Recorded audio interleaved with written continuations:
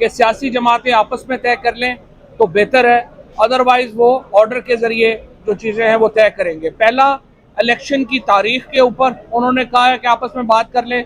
जिस तरह अभी असद उमर साहब ने कहा कि हमने एक बाकायदा रिटन कमिटमेंट जो है वो अपने वकील को, अली जफर साहब को दे दी है, और अगर सुप्रीम कोर्ट चाहेगी तो हम वो सुप्रीम कोर्ट में जमा भी करवाएंगे, जिसमें हमने ये यकीन दहानी कराई है कि हम हर तरह का ताउन करने को तैयार हैं। और दूसरी चीज़ जो सुप्रीम कोर्ट कह रही है वो कह रही है कि आप कोड ऑफ कंडक्ट तय करें। ये नहीं हो सकता कि इतना ज़्यादा एक पार्टी जो है उसको आप दबाना शुरू कर दें, और जो पंजाब में हो रहा है वो आपके सामने है। सो कोड ऑफ कंडक्ट के ऊपर और इलेक्शन की तारीख के ऊपर, ये दो बातें हैं जिसके ऊपर सुप्रीम कोर्ट ने ये कहा है कि सियासी जमातें आपस में तय कर ले तो बहुत अच्छा है।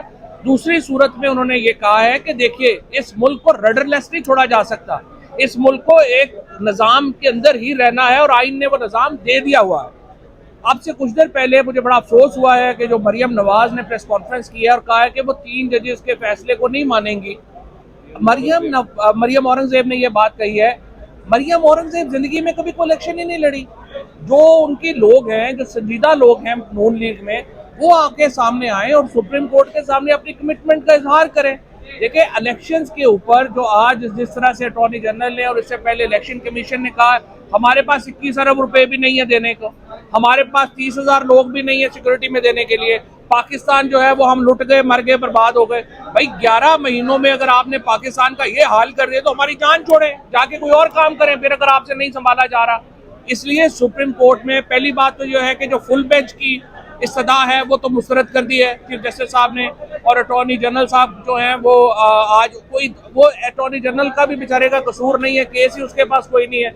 अब आप देखिए कि वो ये कह रहे हैं कि हमारे पास 21 अरब रुपए भी नहीं है देने के लिए, और आज इस्लामाबाद के लिए 35 अरब रुपए की स्कीमें मंजूर की गई है।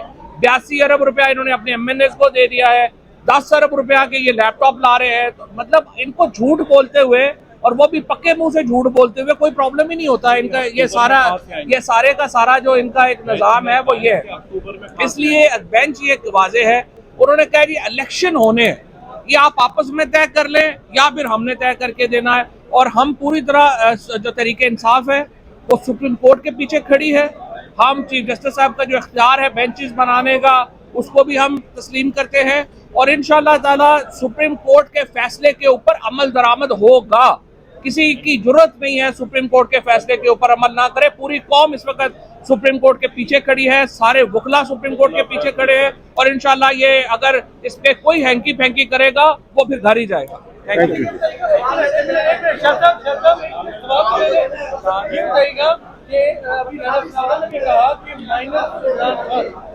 माइनस इमरान खान कैसे हो सकता है? इमरान खान ही पाकिस्तान में प्लस है, अवाम को रिप्रेजेंट सिंबल इमरान खान है।